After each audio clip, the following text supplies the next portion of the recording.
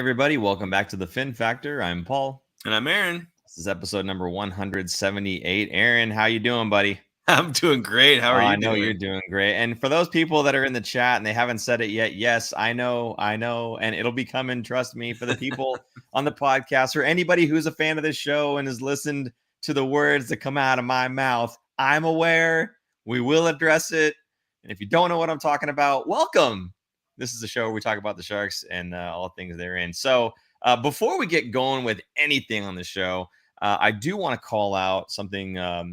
Robert Spittler, he supported the show with a Venmo donation, if you will. So super producer Jason, if you can put that up on screen there. Yeah, Robert had said he loves the show. Thanks. And why do they keep winning pointless games? Is it that frowned upon to intentionally tank? You know, this is a perfect lead in because the first thing we always talk about, Aaron, is the past games. And unfortunately, the Sharks win all three of these games. And I say unfortunately because obviously for certain fans looking for the future of the franchise, it makes more sense to not win those games. But, you know, as we had read several articles and, of course, just logically, you wouldn't actually ask a player to, you know, throw a game. They have pride and they want to play to win. So if you guys want to support the show the same way that Robert did, you can look right at the bottom of your screen there. It says Venmo tip is at the Fin Factor. And we'll do the exact same thing for you. We'll put your comment on this the show here. And the Gregor face. Yes. Thank you, Kellen. Appreciate that. So we'll go ahead and call out your comment, and the same thing with the super chat function, actually. So if you don't want to use Venmo, you want to use super chat, please feel free to do that. It also supports the show that way. You can also go to thefinfactor.com, check out any of our merchandise there. We have hats, shirts, water bottles, fanny packs, all kinds of stuff, stickers as well. So, Aaron, what do you think? Yeah. Is it that frowned upon to tank? We've addressed this before, but is it that frowned upon to tank? None of these guys are tanking. Even the teams that are like, you know, everyone's talking about them tanking, they're not tanking. In fact, the man of the hour of the show, if you will, we're gonna have a quote later, and he kind of explains what they're playing for essentially right now. And to me, it stood out because it was something that you don't really hear players say. So I'm excited to get to that a little bit later, but yeah, they're not trying to tank. They're trying to win. They're competitive people. There's no way those players are not being competitive, even if they're not playing. If they're playing kind of like not get hurt, that's one thing. But a lot of these guys, I mean, how many players on the San Jose Sharks are comfortable and safe with their job? There's not many, right? Karlsson. Maybe even then he's probably gonna get traded, but he's shooting for 100, so he's trying. Couture's probably safe. Who knows? Maybe not. Hurdle, maybe. You know, Everyone regardless of whether or not for a job. Regardless of whether or not they're on a chopping block to get traded, these guys do have to look at their career, right? And they have a reputation to uphold. They have stats that other teams are going to look back on and go, man, he really played well in this season. You know, a season where maybe the Sharks were the worst team in the league or the fourth worst currently. But these guys never gave up. This is the attitude that we want. So, you know, again, if you're looking at making your way onto a winning team at some point, you know, be it after your contract has expired, be it through a trade, whatever the case may be, the players don't want to tank. They don't care about a 17-year-old coming in and saving the franchise because they may not be around for it. This is a business after all, and the guy at the helm is going to do or make business decisions and do what's best for the team. And if that doesn't include that player, then man, that kind of sucks. And that player would love to have gone back in time and do it right, get as many points as he could have, showed whatever other teams that are looking at him that he is the type of player that they want, and not some guy who's going to lay back and, you know, the season's over or whatever, we'll just, you know, call it in, right? Because that's what it'll look like. It won't look like, oh, they were just trying to tank. Same thing that happens for coaches, right? I think the coaches are looking in the same way. I mean, their lifespan on a team is probably even shorter than a player's lifespan. They're there for maybe 3-4 years, and then it's generally a new guy gets put in place, and those guys need to go to a new team or a different team, right? So you want to be you're still playing to win. You're playing for all the right reasons. You're not playing to tank. Now, the GM, on the other hand, perhaps is telling the coach, hey, maybe give this guy a break tonight. I'd like to see this guy in the AHL come up for a game. Maybe the GM is finagling things a little bit, But even then, I just don't see it. I think that the majority of these guys would never want to tank. Yes, you want the best pick possible, but as we're about to talk about a little later on in the show, the top 5 where the Sharks are probably going to land, there's a ton of really good players there. And we'll take a look at some of the other drafts, some of the players that were taken even outside of the top 5. And there's a lot of really good players. So I guess, Aaron, we'll just go ahead and jump in unless there was a comment. We got a few comments here too. Should we call it a couple comments maybe? Maybe? Sure. Okay. Well, Kellen is saying the Gregor face. Peter St. John saying he's having a good laugh at that one. Yeah, okay. We're getting there, guys. We're getting there. And then let's see. Peter St. John, actually, I do want to call this out. He's offered us some Sharks memorabilia, and I don't want to say the reasons unless he would like us to, but we're gonna try to figure this one out, Peter. We're gonna see about connecting with you and taking those off your hands. And we really do appreciate you reaching out to us about that. It's really so cool. And just want to thank you from Aaron, myself, and super producer Jason. Thank you so much for thinking of us and reaching out. We'll absolutely make use of those and certainly take them off your hands. So yes, Graham Slam, Noah Gregor, Hattie. I know we're getting there. Everybody wants to throw it in my face, man. I swear. Okay, let's just talk about the past games, Aaron. We had a game against Winnipeg, was a 3-0 win. Reimer played pretty well in this one, got a shutout. What do you have to say? Redemption game, I think, because he threw up a stinker last week. So I think this was him mentally getting back to where he should be. And he played above and beyond. In fact, there was a save that they were calling then the save of the year because he was dead to rights, completely out of the net. Reaches, desperation save with the paddle of his stick and stops it. Not quite on the line, but pretty close. That puck was going in. And at that point in the game, it was only 1-0 Sharks in the second period. So that was a pivotal time for a save. And he made it and ended up shutting out the Winnipeg Jets, who are fighting for a playoff spot. It's funny because this win, the 3-0 win, snaps their 9-game losing streak, which I know we didn't mind them having a 9-game losing streak. During those 9 games, they went to overtime 3 times and lost, so they did pick up 3 points. But the win that they had before this 9-game losing streak, you have any guesses on who that was against? Winnipeg. It was Winnipeg. Winnipeg, yeah, absolutely.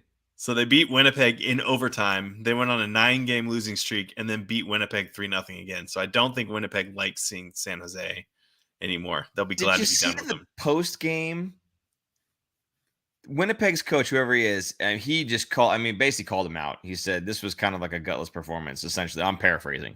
But man, he did not like the way that his team played. When you you lose to this team, they go on a 9-game losing streak. And then you lose to this team again, and you get shut out. Are you kidding me? Yeah, that's an ugly, ugly game for Winnipeg, and they're fighting for their playoff lives right now, right? So this is one of those ones where you see it and you're going, okay, this should be a dub. Nope, pretty incredible. Yep. So that was a fun win, I guess, for the Sharks. Kellen saying it's Rick Bowness, the old Dallas coach, was the guy. There you go. Hey man, thanks, Kellen. Appreciate the info, bud. Moving on from this one, we played against the Vegas Golden Knights, a 4-3 overtime win, and you were actually happy. See, again, we want them to lose. Don't get me wrong. We want to stay as low in the stands as we can, but it's nice to pick up a win here and there. And I'll take an extra win if it's against a rival or someone that we just can't stand, like Vegas, for instance. I'm fine with that. So really, the 2 wins here, it didn't bother me too much. But what did you think about this game, Aaron? What'd you think? It was kind of boring. I don't know. I mean, yeah, there was a lot of goals, but there's no chippiness. There's no emotions. It just seemed like they were going through the motions. I don't know. I was expecting more out of Vegas. I'm kind of glad they didn't show up because I just love beating them. The goal was a beaut, though, or the overtime goal from Couture. He just completely picked the pocket and took it all the way back to the other way. So he got a breakaway going back, and he just beat him 5-hole. But in overtime, I guess the Sharks do well in overtime against Vegas. It's probably the worst team you want to go against in overtime against San Jose if you're Vegas. So Yeah, glad they picked that up. Glad and sad. I mean, if they go to overtime, you might as well go for it. Just go all out. Go for the win. Then if you don't get it, you don't get it. Gonna pick up one, you may as well pick up two. What's one extra point anyway, right? Right. Especially again, you say they're going through the motions, but on that bench, the emotions, I'm sure those players still really don't like each other. Sorry. It'd be a lot different if they had Kane and Reeves still, but what were you gonna say? More of, to me, it was Vegas going through the motions, not so much the Sharks. Like Vegas just didn't seem like their heart was in this game at all. They were just ready to get out of there. So the Sharks, not so bad. Sharks were pretty, I don't want to say they were hyped up more for this game, but they weren't dead in the water either. Peter St. John saying Logan has a long reputation for clutch scoring. Absolutely. That's why they call him Clutcheur. Very nice. Very this nice. Is why I think Couture has trade value as well, because when it comes to playoff time, he definitely has another gear when it comes to playoff time. He's a guy that you can play when you need scoring, but he's also a guy that you play when you're on the penalty kill. He shows up in all situations. He does well in all situations. If you're looking at, the video games, poise is 99. This guy, he doesn't falter. He doesn't freak out, right? He's that guy. He's got his mind right, like all times. Just a really solid, awesome two-way player. And yes, absolutely. When you said earlier, maybe Couture would be safe and therefore, we were talking about playing for the loss essentially earlier. This is not one of those guys that his pride level is off the charts. And when you talk about guys that are maybe playing for their future, right? This is not someone who's ever going to play in such a way that is going to cause them to lose purposefully. He's always going to be that guy that other teams are going to look at and go, man, it'd be really nice to have him at like 2 or 3C for our playoff run, So he's interested in keeping his value up too, I'm sure. Moving on from that game, though, let's talk about the Arizona game really quick, because this is where everybody wants to go ahead and poke and prod, and we're going to get there. First and foremost, though, it is first and foremost, the folks in the podcast, you can't see the graphics that Super Producer Jason's putting up. Arizona 7-2 win for the Sharks. Now, this is the third win in a row. This is where I started to get a little bit unhappy. Okay. One win. Okay, great. Yay. Okay. A second win. Okay. Makes sense. We got a little bit of juice. We're rolling, and especially against Vegas. Cool. And then Arizona, we have to beat them 7-2. All right, guys, enough's enough. All right. Pump your brakes. Let's just realize what we're all trying to do here. All right. Think of it this way. They had a 9-game losing streak, right? You take those 3 wins, and spread them out. Yes. You get 2 losses and a win. 2 losses and a win. It's the same thing as if you go 9 losses and 3 in a row. Same thing. Well, it'd be 3 losses and a win. 3 losses and a win. So every 4 games you get 1 win. Yes. Sure. Math is hard. Yeah.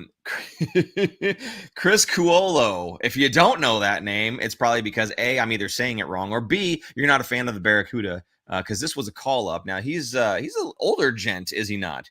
30. Yeah. 30 years old. Comes up, gets his first NHL goal. And I feel like this is something that happens against the Sharks all the time. So it's really nice to be able to say something happening good for the Sharks. First NHL goal for Mr. Criscuolo. Congratulations. Another guy, same game, gets his first NHL goal. Danil Gushchin or Gushchin. I think it's Gushchin. Gushchin. I think it's Gushchin. He gets his first NHL goal. Now, Aaron, you had said this before. You had said this guy's got an elite shot. He's got an NHL shot. I absolutely agree. Did you see this thing? Yeah. No, the answer is no, you didn't see it because it was that fast, Aaron. It came off the stick and disappeared. It was ridiculous. I can't remember who it was. It was either Snipe City or JD something Young. From JD Young. Was it JD? Okay, so I'm trying to give credit where credit's due here.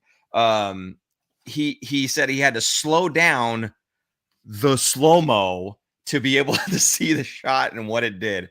I mean, this thing, even in slow motion, it just disappears off of his stick. I mean, it teleports from his blade to the back of the net and then pops out. It was ridiculous how fast the shot came off. Yeah.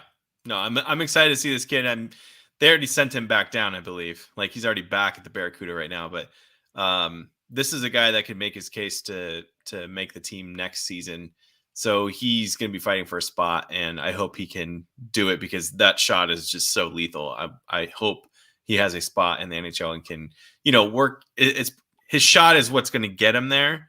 Actually, his shot's not going to get him there. His shot's going to keep him there, but his hard work of doing the other stuff outside of just the shooting part is going to get him to the NHL and get him to stay up there. So I hope he works on that, what they always say, the 200-foot game, right? Get that 200-foot game down so that you're not a liability and you get the ice time at the NHL level to do the things that you do, which is snipe.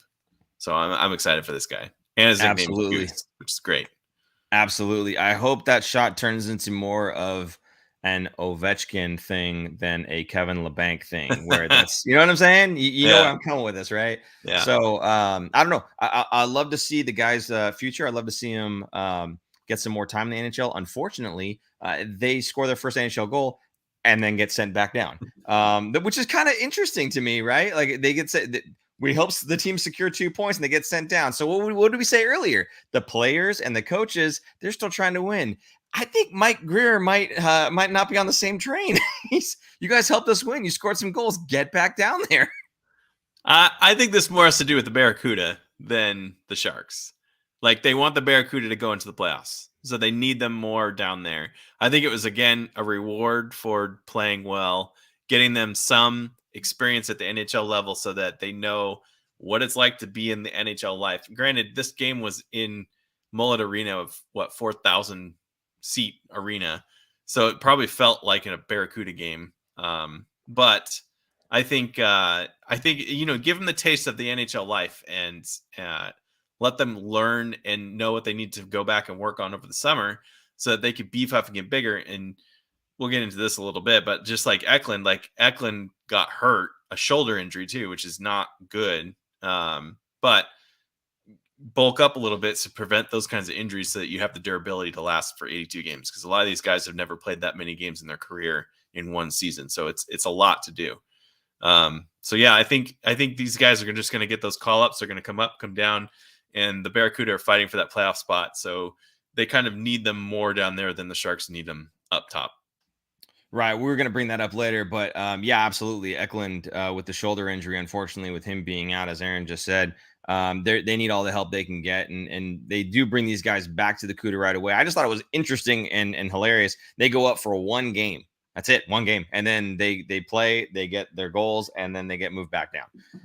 I don't know if this is one of those things where it's like, hey, try to get your first NHL point and then cycle you back in. They're going to call someone else back up to get their first NHL point and then cycle them back out just for the experience of it, or what the deal is. But it's just kind of weird that you bring up two guys from the CUDA, have them play a game, and then send them back. I don't know. That's kind of a weird one for me.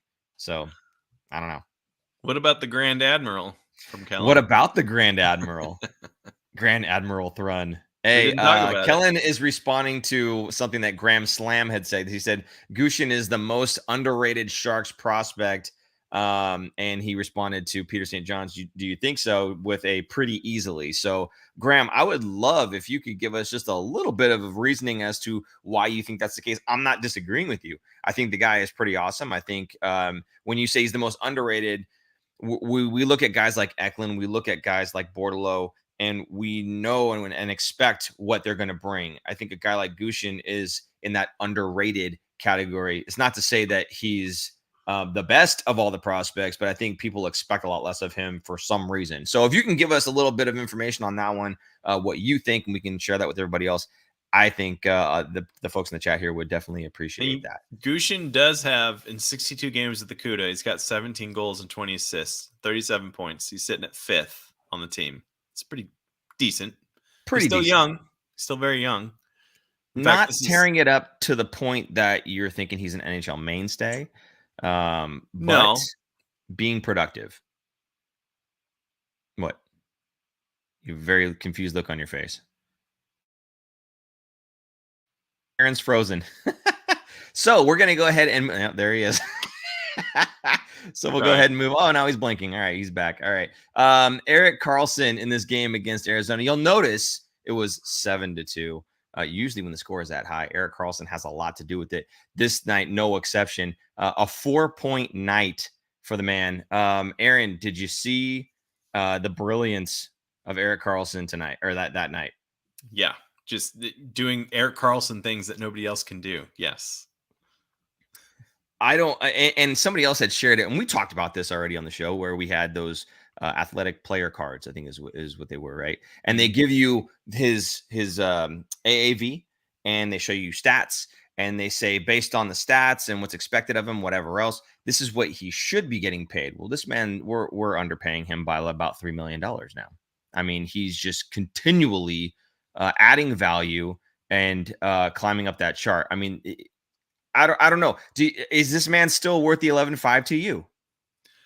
Well, there's nobody better, and he's the highest paid defenseman in the league. So yeah, this is setting the bar of how much the highest paid defenseman or highest scoring defenseman should be paid. Graham coming back with that Gushchin information for us. He said, by the way, if you guys don't know, Graham is a guy who is very in tune with prospects, and I forget who's he working with. Is it Dauber? I forget who Graham is working with. Dauber hockey. Yeah, it is Dauber. Okay, prospects. But he's he doesn't look at the Sharks prospects except for his own liking. He's a Sharks fan, so he does the Sharks in his spare time.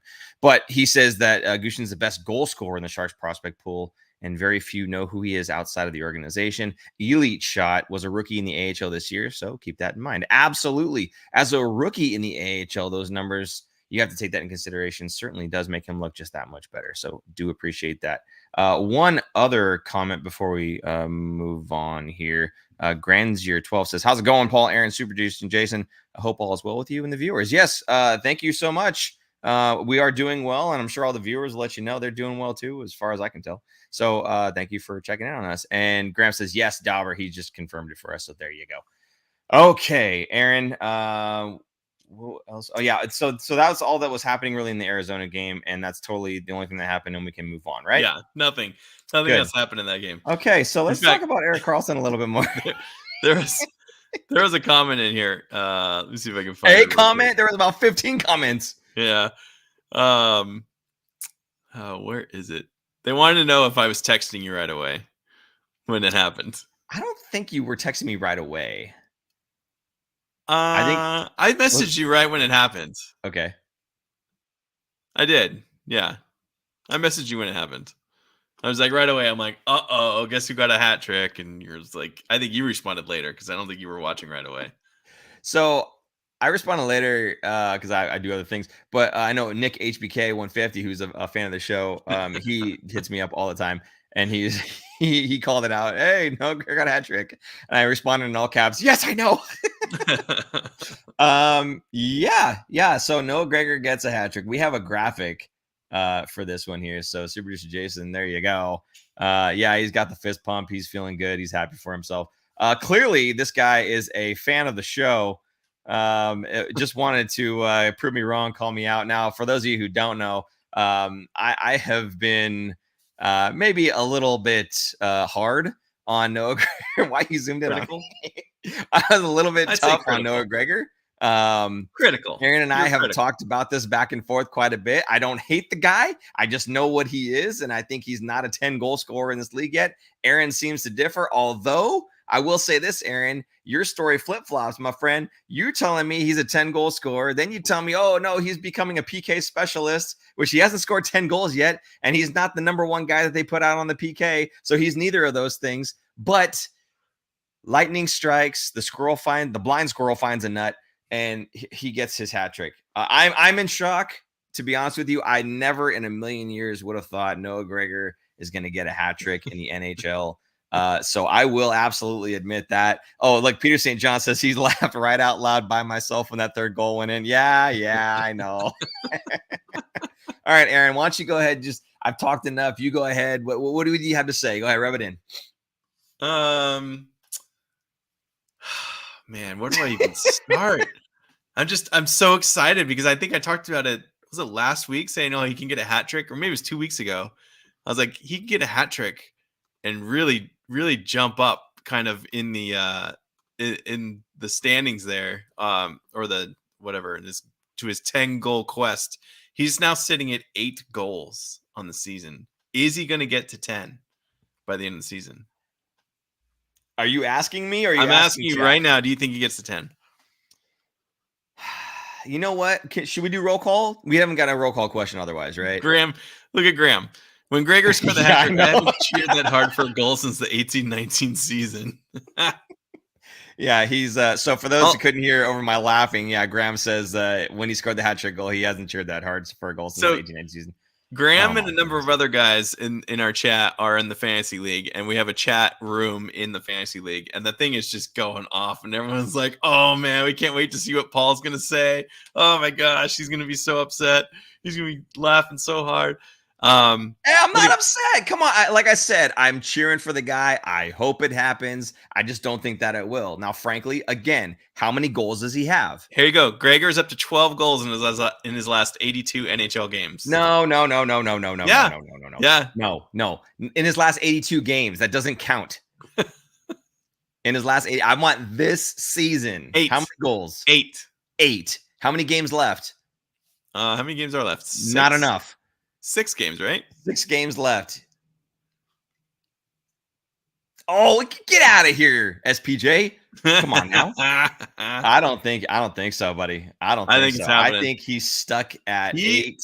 He is on a streak right now. He absolutely is. All right. So speaking of his line, the Sturm, LeBanc, Gregor line, the last 5 games here, Gregor has 4 goals, 3 assists, +3, 10 shots on goal. Sturm has a goal and 3 assists, +4, 7 shots on goal. LeBanc has a goal and assist, -1, 8 shots on goal. I don't know if they've been playing together for the last 5 games, or that's just their last 5 game stats. But they clearly are gelling right now. There was a quote about it too, or in his post-game interview. But what I want to get to is Noah Gregor going past the hat trick. Yeah, hat trick's great. It's awesome. And nobody thought he would get a hat trick in the league because they probably thought he was going to break the glass before he get a hat trick. Here's a quote. The question was how he thinks the end of this season is going, what to expect, and what players are kind of playing for. And I thought this was very interesting, and I'll get into it afterwards after we listen to what he says. So here's Noah Gregor's thoughts on the rest of the season, which is 6 games left. Yeah, you know what, I think just coming together as a group, right? We all know the situation we're in, but we have a lot of pride in this room. We don't want to go out, on a losing streak like we were on there for a good stretch. Guys are trying to, earn jobs. Show they want to stay in this organization or show other teams that they want to stay in this league. Guys coming up in the lineup that are playing really well for us. So I think just a lot of pride in this room to finish strong and hopefully we can keep this streak going. Did you catch that? Did you catch what I'm talking about? Pride in this room to finish strong, and then actually, I think my tab kind of goofed up. What was after that? Either playing for this organization or showing other organizations that you want to stay in this league. That's huge. They're playing outside of pride. They're playing for a job, and not just with the Sharks. They're playing to stay in the NHL. They're trying to show the Sharks or any other team, if the Sharks are either going to trade them or not sign them, if they're restricted free agents, unrestricted free agents, that they still belong in the NHL and they can play. So there is a lot to play for in these last 6 games. These guys are not trying to lose. They're not trying to tank. They're not trying to go, hey, I'm going to do a solid for the Sharks here, who are not going to sign me, and I'm just going to tank and play terribly so that they can get the first overall pick. That's not happening here. So it was just, you never really hear players say that, it kind of stuck out to me. That's why I picked this quote. Graham is saying he's only played 51 games this season. If he played every game, he would easily pass 10, hence the last 82 games point. No, Graham, no. You get what you get. You don't get to average it out over 82. If you get 8, you don't get to say, oh, I'm a 15 goal scorer because I played half the season. I'm sorry. That's not how it works. It's not how it works. And I know you know that, Graham. I know you know that. And I understand what you're trying to say. But there's a reason he sat those almost 30 games. Okay. There's a reason he sat those games. So, over 82 is great. But in the season, hope he ends with 11. You can't say you're a 10 goal scorer if you haven't scored 10 goals in a season. That's how it works. I hope he gets to 11. I hope he does too. That's the thing people understand. I hope he gets to 11. I'm just saying he ain't gonna get to 11. What? Mine goes to 11. Mine Any go. idea what Oh that's yeah. from? You don't even know what that's from. Um. So yeah, there's a couple other good comments in here. Hold on a second. Yes, yeah, you did. We talked about Noah getting a hat trick last season. That was the thing too. Last season, you were saying it was like the last game or something. What if he gets a hat trick or something like that? It was like 2 games before the end of the season or game before the end of the season. He ended up getting like 2 goals, I think is what it was. And I think that put him at 9. And I'm going, oh, geez. So that's probably why he's got 12 in his life, because he shows up apparently at the end of the season. That's his thing. Well, I don't know. He gets some momentum going. He gets his legs going under him. No, what it is they trade everybody away, and then he finds himself up in the lineup with better players. And then for the first half of the season, he's playing on the 4th line where he belongs. I'm sorry. Graham says he deserved to play. He deserved to play. I agree. Sure. I think he worked his tail off. He got to see what he needed to do. I think Mike Greer's team is clearly work your tail off. It is not, if you have skill, you can coast, which is, I think, kind of the old regime from Doug Wilson, is if you are skilled enough, then you're fine. But if not, you got to work. Where I feel like they didn't have enough hardworking players on that team. And now this team is pretty much all hardworking players, and you had to adapt or you're going to be gone. Well, so what he's saying when Graham says he deserved to play, he's referring to his previous comment, which we didn't say, where he says he disagrees that him getting scratched early in the season over guys like Lorentz and Lindblom made no sense. Frankly, I don't have a problem with Lorentz at all. I'm fine with Lorentz. Lindblom, on the other hand, he was a kind of a broken project. Now, imagine if Lindblom got himself going and was even close to what we were hoping that he would turn into or go back to form. Right. If he was anything close to that, then no, absolutely not. He would be the better play, in my opinion, over Noah Gregor. I don't know. What do you don't think so? You're giving me a look right now. No, I'm reading Kellen Foster. The Barracuda just tied the game up with an empty netter. 18.9 seconds left to go 3-3. Nice. Sorry. No, that's good. Thank you for the update. Appreciate that. Now, you had said, though, that you wanted to move past the hat trick. Yay, great. And then here's the clip. I'm sorry. I'm not done moving past the hat trick. Okay. Let me ask you something. Do you know Ivan Prosvetov? Do you know who that is?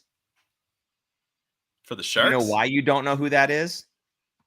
Because that's the goalie that let in the 3 goals that Noah Gregor scored. That's an AHL goalie that got called up. Now, he's a good prospect, and he was playing well for the Tucson Roadrunners, but that's not an NHL goaltender either. I just want to make that known so that people understand that as well. There are other factors at play here, okay? Oh, Kellen says goalie. Kellen knows. See, Kellen's educated, not like us. I had to look him up. That's why. But when I looked him up, I was like, okay, wait. First of all, who's the goalie in net? And then I found out it was this guy. So again, not making excuses. I'm just letting everybody know it's not quite a goaltender that would normally be giving up 7 goals in a game. So there's a factor there as well. Anyway, Aaron, I think now that I've said that piece, is everyone feeling okay now with the whole Noah Gregor thing? Does anybody else want to take a jab? Because I'm still here and I'll take it. Okay. If anybody wants to, just jab, putting it out there. Okay. And we can get back to it if you'd like. But the first thing we talked about before getting into Noah Gregor was Erik Karlsson and his 4.9. Now, you guys know what that means. Erik Karlsson spent the week playing hockey, doing his thing, and scoring points left and right. So we have our graphic that we put up. Super producer Jason, go ahead, take this away.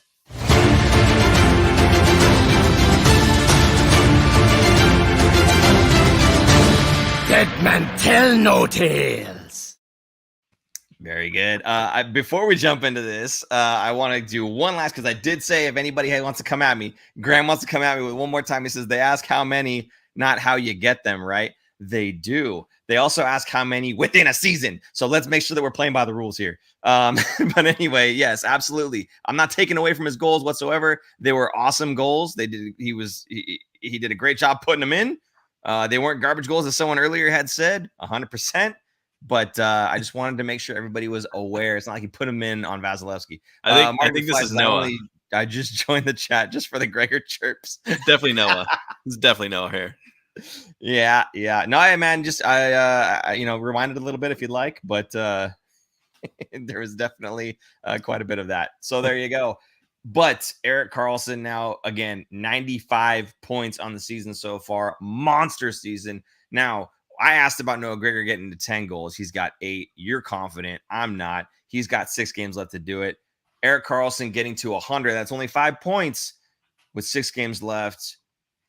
Do you think he does it? Now that he had that jump and only 5 points in 6 games, I think he does it. He's going to do it. The Sharks. You didn't think so before. I was on the fence a little bit because the Sharks were playing so bad in that 9-game stretch and he wasn't getting points that I was a little worried. Not so much that he wasn't doing enough, but the team around him wasn't doing enough to score and get points. That made me a little worried. But now that he had that 4-point night, that's like, oh, okay. Yeah, it's within range. 5 points in 6 games. That's Karlsson do that. Even if they get shut out in one of the games or 2 of the games, he's still probably going to get it. So I think he's going to get it. I mean, he's on the ice half the game.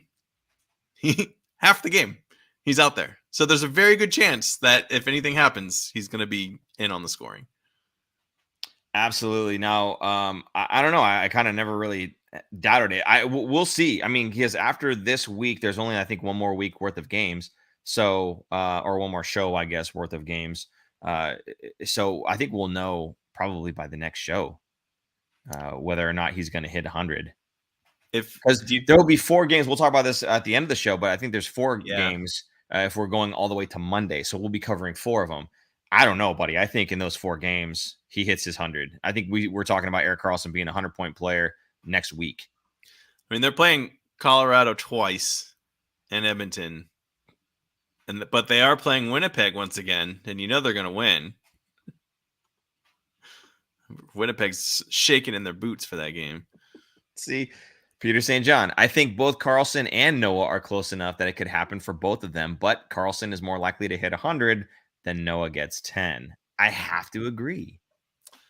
I don't know. Oh, Graham says, to be fair, Paul Prosvetov did give up 8 goals to Seattle. Oh, to be fair to Paul, he gave up 8 goals to Seattle tonight. That's kind of what I'm saying. Now, Seattle's a good team. Don't get me wrong. He's consistent. They're a good team, and he's consistent. Nice. Yeah. So, you know what I mean? Like, I don't know. Are they trying to get? Is their GM trying to bring in the ship down? If Seattle was a good team, wouldn't that mean they would score a lot more than 7? Oh, because the Sharks scored 7. Is that what you're trying to say here? I don't know what you're trying to say. Who, me or Graham? Yeah, you. Oh, I'm just saying that same goalie let 7 go, and now they let 8 go. Now, it's not all about goaltending, right? It's about the team that's in front of you as well. But Sharks aren't that good of a team, so I don't know. Yeah. Anyway, hey, Graham, I appreciate you being fair to me, man. Thank you so much. Appreciate that. So let's see. We've got, like I said, 6 games left to break 100. Actually, I don't think we did the roll call, did we? Or did we? We did do the roll call. No, we did not. We didn't. No, we did not. Okay. So we're going to do this for roll call. Okay. We're going to say, and I'm going to give Super Producer Jason time to type this thing up. Basically, is Karlsson going to hit 100 points?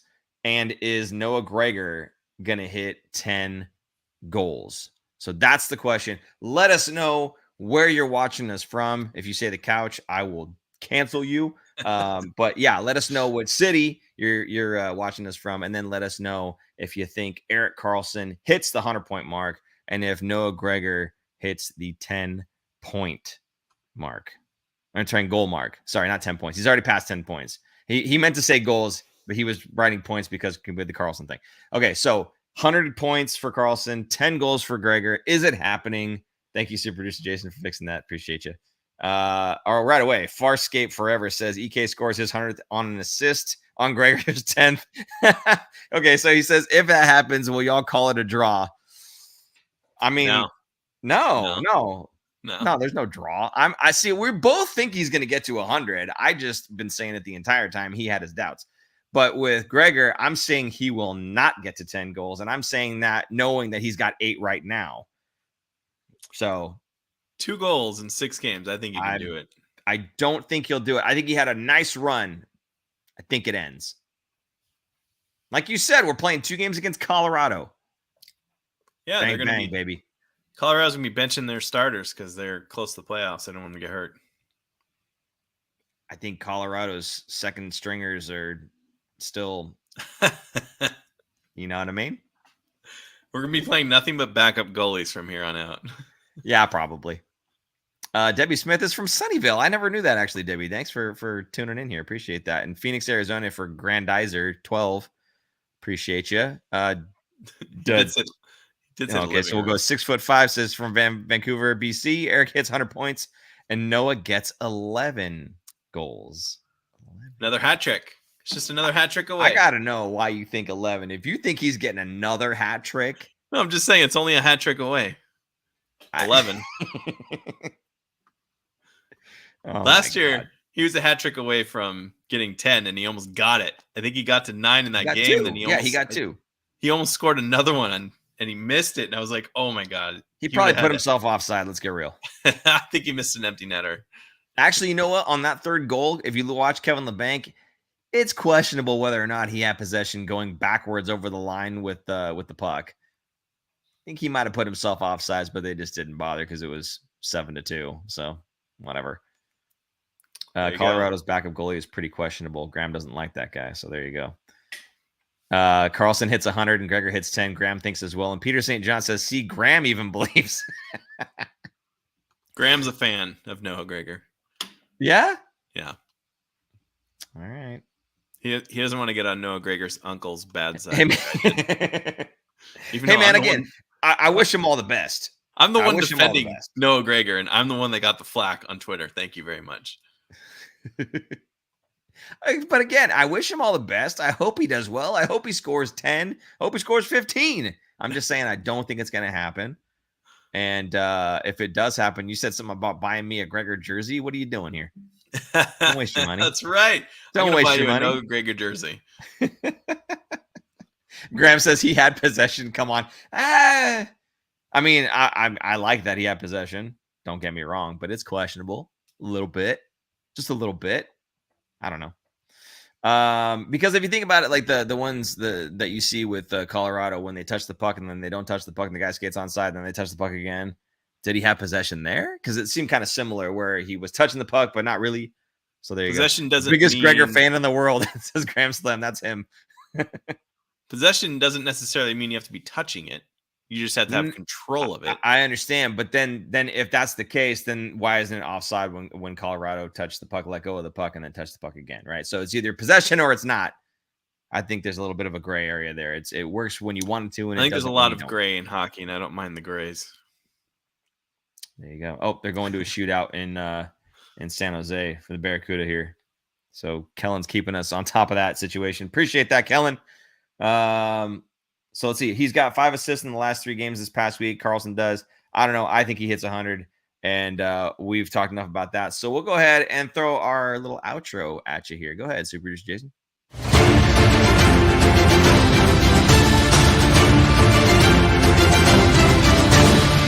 Walk up like scallywag. That's a good one. Peter St. John's being a little rude to me here. I think we need to start a Noah fan club and go to a game, and Paul has to wear his Noah Gregor jersey to that game if Noah Gregor gets to 10. You know what? Absolutely. I'll do it.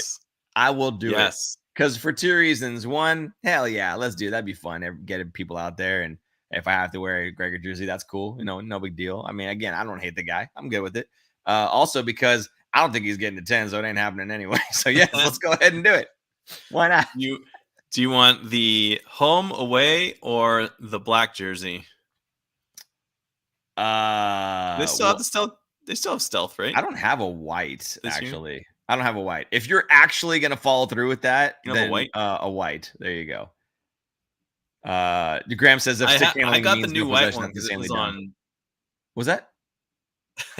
I got the new white jersey, and it is super clean. But I got it when it was on sale, like around I think it was a Black Friday deal or something, and it's the legit Adidas one. And the problem is, it is like see-through because it's it's such a fine mesh that, like, if you wear a shirt underneath, you're gonna see the logo underneath it. Okay. So you have to like wear a shirt that doesn't have anything on it, otherwise it'll just look funny, you know. Plain white That's tee. very Huh? light. It's very awesome though. It looks really sharp. Darth Gregor. Darth Gregor with Grand Admiral Thrun. That's pretty good. Well done. I love that. Debbie says, get him on the show.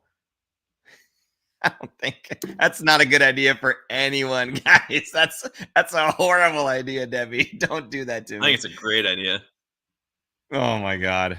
Yeah. Peter St. John says, yeah, I'm with Of course you're with Debbie. You're not me. If you were me, you'd be disagreeing right now. Kuda lead 1-0 in the shoot after 2 rounds. Kellen, thank you. Appreciate that. Aaron, standings update.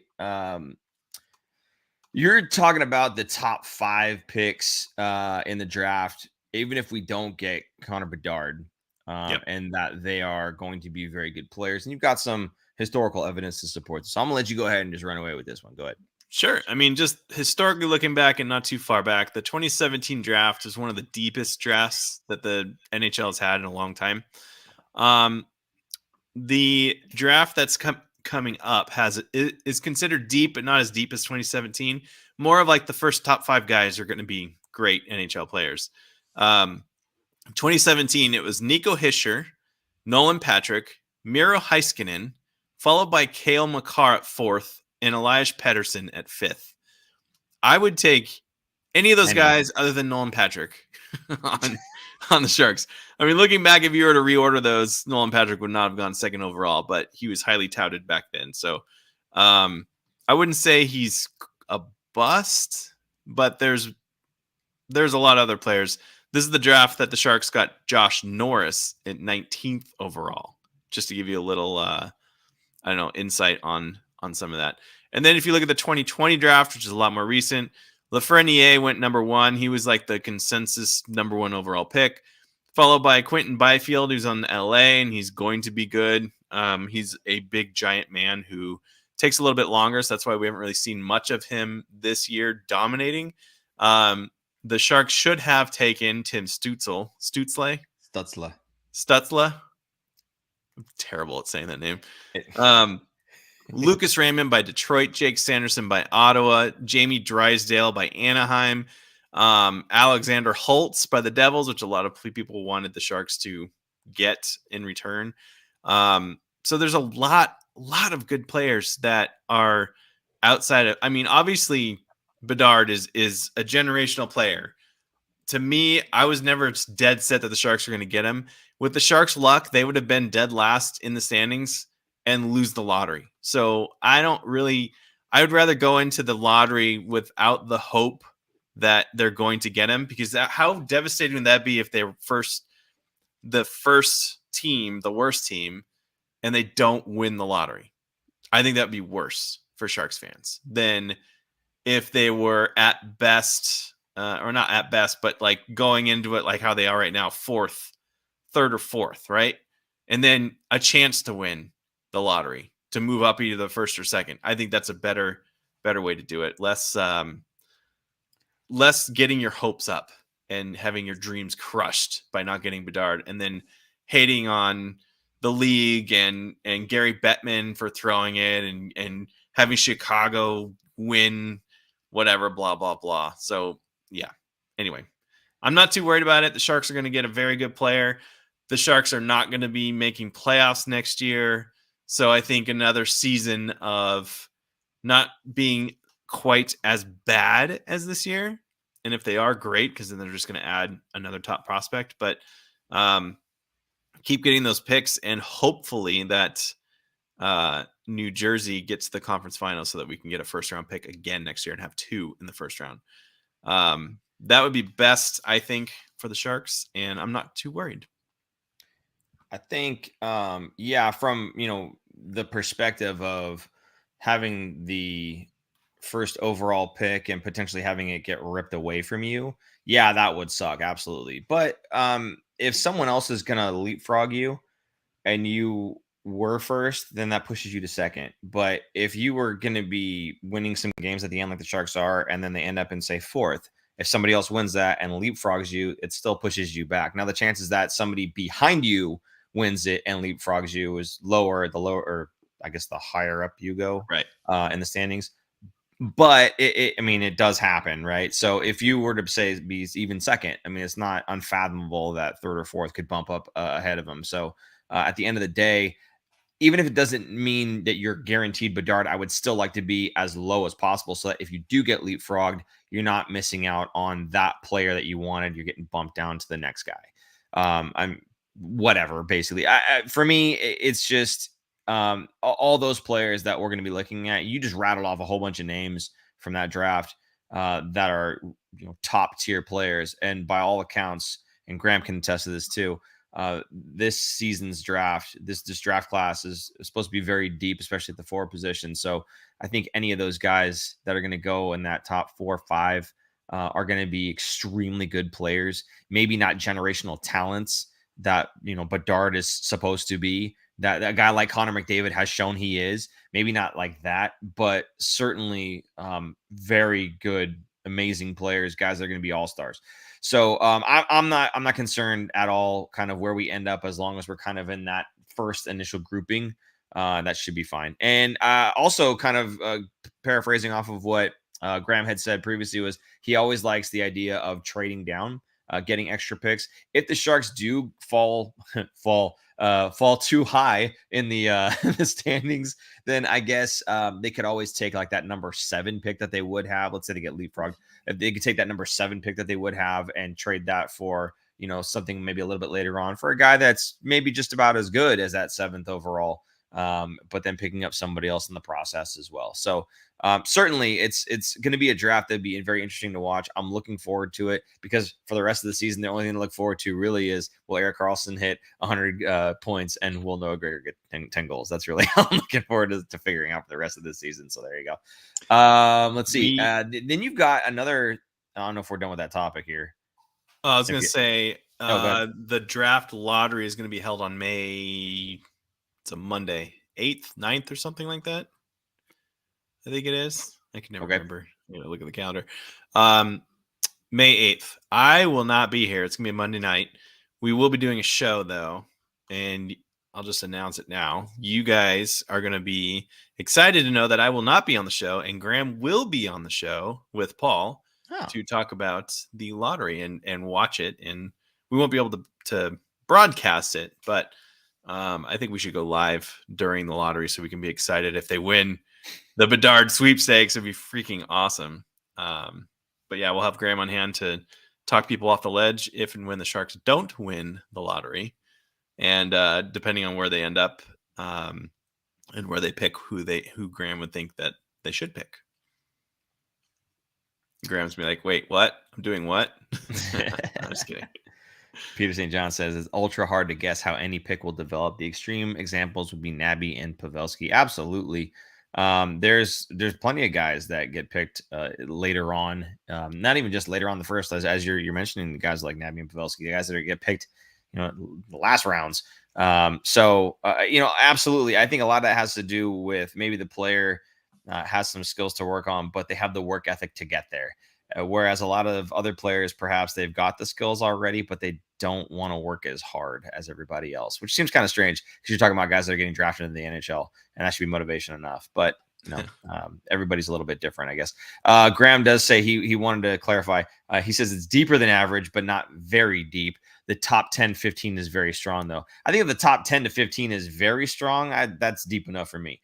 So, I think that's every team pretty much that's in the draft lottery is going to get somebody who is very strong or better. So that to me is pretty deep. So I'm happy with that. Graham says y'all might have to mute the stream if we win the lottery. I'm going to go bananas. Nice. Yeah, I think we all would. Now, wait, hey, Graham, would you be more excited to win that or more excited if Noah Gregor gets his 10th goal and you have to shut me up? Paul, are you going to wear the Noah Gregor jersey during the draft? If you seriously buy a Noah Gregor jersey, sure, I'll wear it during the draft. Why not? Excellent. Oh, my goodness. Okay. All right. We're done with that one. So you had this pretty fun article that you read from The Athletic. We want to plug those guys here. So go ahead. Let them know. I didn't get a chance to read the article, but you thought it was a fun one. This is fun. This is from Corey Massack. He went and talked to some Sharks players about moving to San Jose. So he asked them some questions because Corey himself just moved here about a year ago, I think. What did you know about San Jose before moving here? These are all the questions. What did you get wrong or what surprised you after living here? And do you have a favorite place after settling in that you didn't know about before moving here? So it's kind of interesting to see the questions. I don't want to go through everything because it's behind a paywall, but some examples that were pretty funny. For the one that what did you know about San Jose before moving here? Marko Vlasic said nothing. That's it. That's his quote. Flat out. Noah Gregor, Paul's favorite. Nothing. The Sharks. That's about it. Kakinen, though, he said he rattled off a bunch of places. Kakinen clearly did more homework than his teammates. I grew up in Europe, and when I was younger, my goal was to play over here. I'm not saying I did research on every NHL city, but I did learn about California, the Midwest, and the East Coast. He's a smart guy. So he researched everything, so he kind of knew about stuff. Some things that were surprised here. Again, I'll go back to Vlasic because this is funny. I didn't know you had to pay for water. That surprised me. You pay for water, and I'll bleep that out. And then they asked, he followed up. And goes, it's you don't bad. You don't pay for water? And he goes, no, we have huge dams up north, and the water's fantastic. You can drink it right out of the faucet. It doesn't rot your pipes. And at one point, I was like, why are all my silver kitchen faucets corroded? Yeah, for people who don't live in the area, San Jose, there's a lot of hard water is what it's called. So there's a lot of minerals and stuff in there. So if you don't have a water softener, which thankfully we do at our house, I think a lot of people do around here. You don't have one. You get corrosion a lot in the pipes, and you get a lot of hard minerals. So after a while, like your glasses, your silverware, everything that you're washing and everything starts to look like it's dirty. It has a film on it. It's just kind of, it's kind of gross. So you could drink it. It's not like it's bad for you. It's natural minerals, but it's just, it's dirty. Like you wash your car with it, and your car needs another car wash because if you don't dry all the water up right away, there's water spots everywhere. What are you looking at me like that for? What the heck? Get on with it. Yes, get on with it. Yes, get on with it. Yeah. Yes, get on with it. Anyway, it's a fun article. I thought it was fun. Yeah, it was definitely fun. Yeah, absolutely.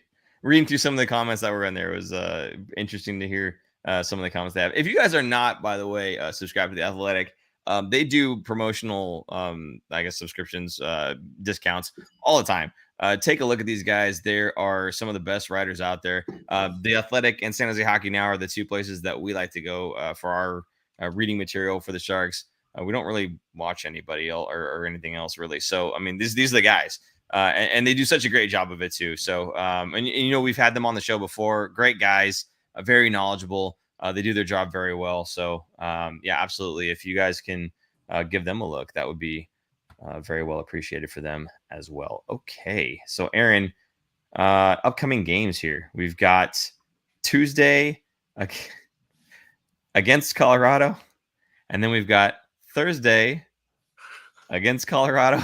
Who did the schedule? Why do they do this? I don't know. Why would you not spread those out? I don't know. It's just silly. Like, whatever. Anyway, and then there's a Saturday game against Edmonton. It's a 1 p.m. It's the last home game of the season. This would be fan appreciation night, I'm guessing then. Yep. And then you've got the Monday game in Winnipeg. And of course, we do our shows on Monday. So this will be a post-game show for us. That'll be fun.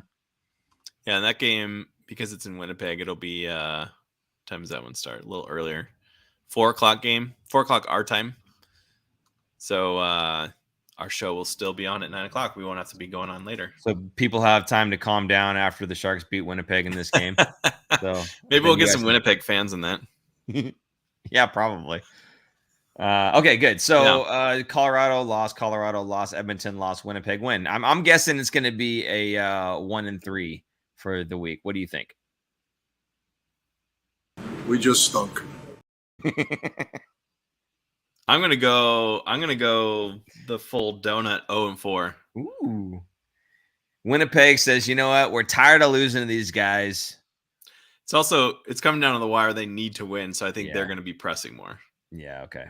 All right. So Plus, guys, the fact that they lost the last 2 games against the Sharks, that's going to be extra motivation for them to clamp it down and play harder. You very well may be right. Now, Rob Spiller says there's a decent chance that that should be Sharks, that the Sharks will lose the last 6. All the teams they play will probably want the wins. Yes, absolutely. I think the Sharks, I don't know who the last 2 are. We'll get to that on the next episode. We'll tell you who they're playing. But certainly for this week, all these teams are either in it or fighting to be in it. The last 3 is Winnipeg. Calgary and Edmonton are the last 2. There you go. Also fighting for playoff spots. Well, Calgary more than Edmonton. Yeah. So, I don't know. I'm thinking it's okay. Like I said, it's okay. The Sharks pick up a win here and there. Yeah, we picked up 3 in a row. But I think we're going to go right back to our losing ways here, and people will stop complaining about the wins. I think, enjoy the wins while they come. You're not going to go 0-82, right? So you get a couple wins here and there. Nothing wrong with that. Absolutely. And then I think, like I said, I think we close out the season, and Rob's probably right. We might be looking at 6 straight here. I don't know. I want to go back to 2 comments, actually, if we can. Graham Slam, he says, the lottery. What was he looking more forward to? He says he would be looking more forward. Cheer harder for the lottery. He loves Noah, but that's an easy one. Sorry, Noah. There you go. And then right above that, Peter St. John. Doing Peter St. John things, making me miserable by saying, make sure, Aaron, to put a C on the Noah jersey. That'd be good. Everyone would be like, boy. Why does your jersey have a C on it for Noah Gregor? I'll say, my co-host is confused as to who the captain is. He's looking to the future. He thinks Noah Gregor is going to be the captain in 10 years. Anyway, you got to watch the show. You got to watch the show. You got to watch the show. There you go. I can entice you. Okay, good. So we've got the games for the upcoming buy a toaster. Week. The toaster? What about the toaster? So you can buy a toaster and Okay. Fantasy hockey update. You got a fantasy hockey update for everybody? I do. We are in the finals. This is the fantasy hockey finals for the league. And actually, Graham, who is in the chat, is in the finals against Nicholas Egan, who is the guy that took a picture with us at the game. We were there months ago and didn't tell us who he was, and he just walked away. That was Nicholas Egan. So they're in the finals. The winner is going to get their name engraved on this trophy. See, it has our Fin Factor logo on it. If the lights aren't going to cooperate with me. Very nice. So the winner will get their name engraved on this bad boy, and it will be sitting on our set once we build it. So you will always see it. So it's Graham versus Nicholas, and they finish up at the end of the NHL regular season, which is halfway through next week. So 10 more days, roughly. Very cool. All right. Well, I think that's the show. Is there anything else, Aaron, that you want to address? Any last Noah Gregor chirp or anything? I don't know. Man, if Noah Gregor gets another hat trick, what's going to happen? I see. This is one of those times where I'm feeling confident that there is no possible way that he gets a second hat trick. I didn't think he was going to get one in the first place. I didn't think the stars have to align perfectly for him to be able to pull off a second hat trick. I don't care how many games it takes in the last 6. You can't loop it over to next season, Graham. Okay. I'm talking about for these last 6 games. I don't think he gets it. He can't possibly get another hat trick. Okay. If he does, he gets a goal. If he gets another hat trick before the end of this season, you have to wear a Noah Gregor jersey to every game you go to next season. Every Sharks game I go to? Every Sharks game you go to, it has to be the Noah Gregor jersey. You can't wear anything else. If he gets another hat trick, I will absolutely, if you're buying the jersey, I will absolutely wear it to every game that I go to for the Sharks.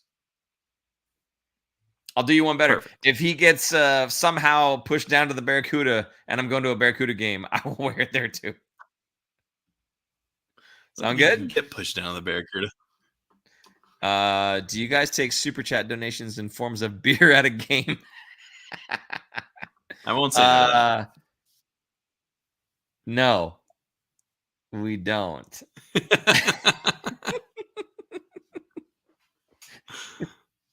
There you go. Okay. Anything else, bud? You good? No, we're good. Ooh, Frenchie. Sharks are going to drop 2 spots in the draft, and it's going to be a sad day. Preparing for it already. Just preparing for the worst. Oh, they're gonna get leapfrogged, is what they're saying. They're gonna drop by this 2 one. teams. I hope not, Frenchie. Let's keep our fingers crossed, buddy. Okay, hey, thanks to everybody who was in the chat making this a whole fun experience. I know the whole Noah Gregor thing. Everybody was waiting for it. Everybody wanted to cheer me, and you know what? That's one of the things I enjoy about the show. Every once in a while, something happens like this, and we get some really great comments and some good banter back and forth. So I do appreciate you guys showing up and giving me what for. Just remember that we got to give it back to Aaron when time is due. So, oh yeah, by the way, again, if you'd like to support the show, you could do what Rob Spittler did even when the show was over and he gave us a tip through Venmo. We do appreciate that. You could do that at the Fin Factor. And if you don't want to do that, you want to do it through Super Chat. Again, the Super Chat function is here. You can do it there. If you see us at a game, you can Super Chat us with a beer, apparently. Thanks, Marty McFly. Appreciate that. If you also want to support the show but get something back in return, you can go to thefinfactor.com, check out all the merch that we have there. We've got hats, water bottles, fanny packs, shirts, stickers, all kinds of stuff. So go ahead and take a look at that. Again, anything you buy there does help support the show, so we appreciate you very much. If you enjoyed the stream, please hit that like button. If you're not subscribed, I don't know why. We're only do this once a week. We're not going to clutter up your inbox, and we're fun, so says me. We just stunk. No, we're fun. Anyway, I think that's going to go ahead and do it. Wait. Kellen says, do the stars have to align or does Karlsson just have to find Noah's stick in the high danger area? Thank you. Absolutely. He can make anyone around him better, Noah Gregor included. And on that note, I'm Paul. And for super producer Jason, he's Aaron. I said that backwards.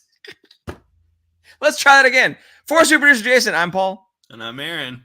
We'll see you guys next week. Bye. Thanks for tuning in. If you like this episode, check out our other content, especially interviews.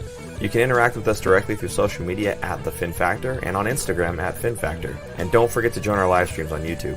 Visit our website at thefinfactor.com, where you'll find all of our episodes as videos or podcasts. You'll also find our exclusive merchandise to help support our show.